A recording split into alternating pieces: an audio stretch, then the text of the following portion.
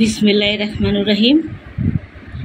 সবুজের ছোঁয়ার পক্ষ থেকে সবাইকে শুভ সকাল। আসসালামু আলাইকুম। আপনারা কেমন আছেন? আশা করি ভালো আছেন। আমিও আল্লাহর রহমতে ভালো আছি। তবে কিছুটা শারীরিক সমস্যায় আছি, একটু অসুস্থ আছি, যার কারণে 2 দিন যাবৎ ছাদে উঠি না, কোনো ভিডিও দিচ্ছি না। তো 2 দিন পরে আজকে ছাদে আসলাম। শরীরটা একটু ভালো লাগছে সেই জন্য, কারণ এমনিতে শরীর ভালো, কিন্তু গরম অসহ্যকর, গরমটা সহ্য করতে পারি না, যার কারণে ছাদে আসলে অনেক কাজ করতে হয় আর খুব অস্থির লাগে। সেই জন্য 2 দিন যাবৎ ছাদে আসি না, আর কোনো ভিডিও দিতে পারতেছি না।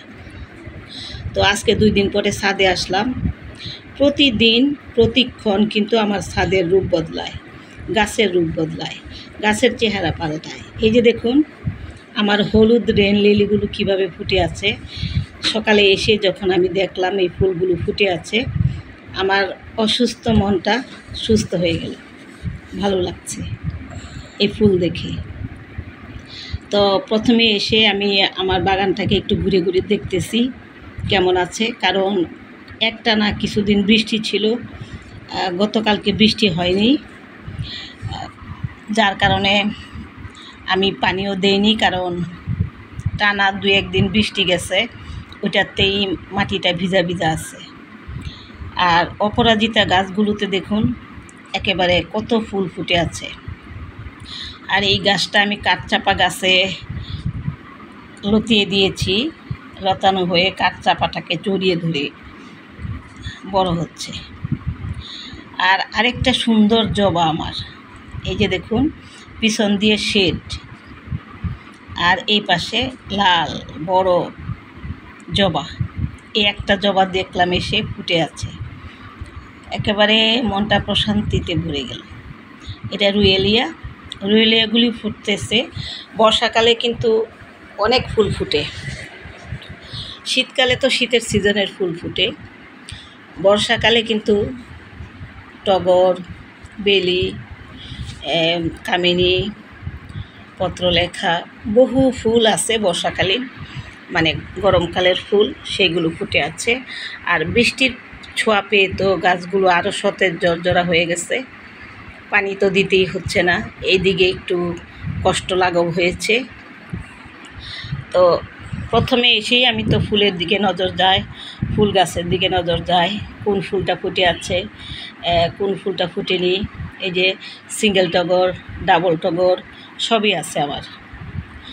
তারপর নীল অপরাজিতা আছে, সাদা অপরাজিতা আছে। তো সাদা অপরাজিতাগুলো খুব বেশি একটা ইমপ্রুভ নাই, গাছটার প্রতি আমার খুব বেশি একটা যত্নও নেই। আর এটা হলো আমার কৃষ্ণচূড়া।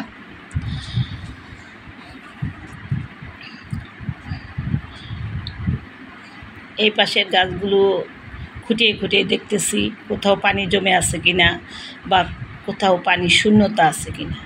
2-1টা গাছ দেখলাম পানি শূন্যতায় একেবারে মাটিটা শুকিয়ে গেছে, সেটাতে একটু পানি দিতে হবে। আর যেগুলো ভিজা ভিজা আছে সেগুলোতে পানি দেব না। যেমন এই যে জবা গাছটা, পাতাগুলো দেখুন কেমন হয়ে গেছে, মানে পানি শূন্যতায় মাটিটা একেবারে শুকিয়ে গেছে। তো এখানে একটু পানি দিতে হবে 3টা জবা গাছে। এই যে দেখুন মাটিটা পুরো শুকিয়ে গেছে, সেই জন্য পাতাটা ঝিমিয়ে গেছে। কালকে সারাদিন মোটামুটি রোদ ছিল, তেমন রোদ ছিল না, কিন্তু রোদের তাপ ছিল, একটু রোদ ছিল। তো এসে অনেক কাজ থাকে না, তাও অনেক কাজ করি, মানে করতেই হয়। চন্দ্রমল্লিকা এখনও ফুটতেছে, 1-2টা করে কুড়ি বের হচ্ছে আর ফুটতেছে।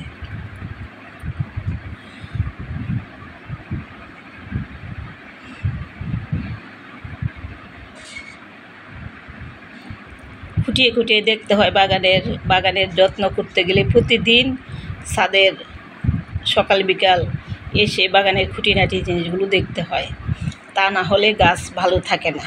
যেমন এই যে আজকে এসে দেখলাম কয়েকটা গাছ ঝুলে গেছে পানির শূন্যতার অভাবে, তারপরে সেই পানিটা দিয়ে দিলাম, যাই হোক পানিটা পূরণ হয়ে গেল। আর অলকানন্দ তো থুকনা বেঁধে বেঁধে ফুটতেছে।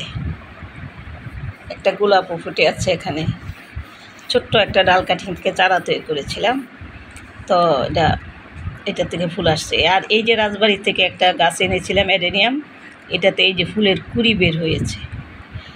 দেখি কি ফুল। লোকটা তো বলছিল লাল মেরুন, এখন লাল মেরুন কিনা এটা দেখতে হবে আমার, ফুলটা ফুটলে। এখন ফুলের গাছ তো দেখালাম আপনাদেরকে, এখন চলুন একটু এই সাইডটা দেখিয়ে তারপরে ফলের গাছের কাছে নিয়ে যাব।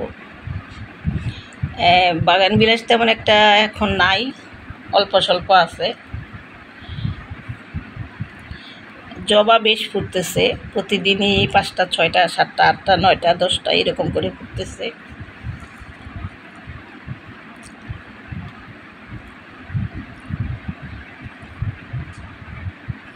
এটা মধুমঞ্জুরি, এটাও ফুটা শুরু হয়েছে, তবে ঝোপালোভাবে ফুটতেছে না।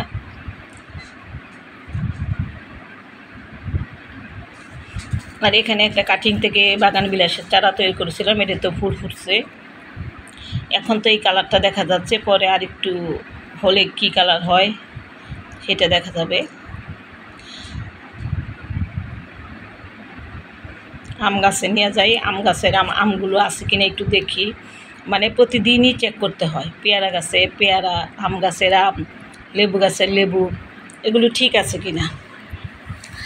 দুই একটা পড়ে গেলে মনটা খুব খারাপ হয়ে যায়, খুবই খারাপ হয়ে যায়। আর এই একটা আম গাছের মধ্যে এই যে এই আমরা বলতাম ছোটোবেলা গেট ফুল, তো সেই ফুলগুলো ফুটে আছে।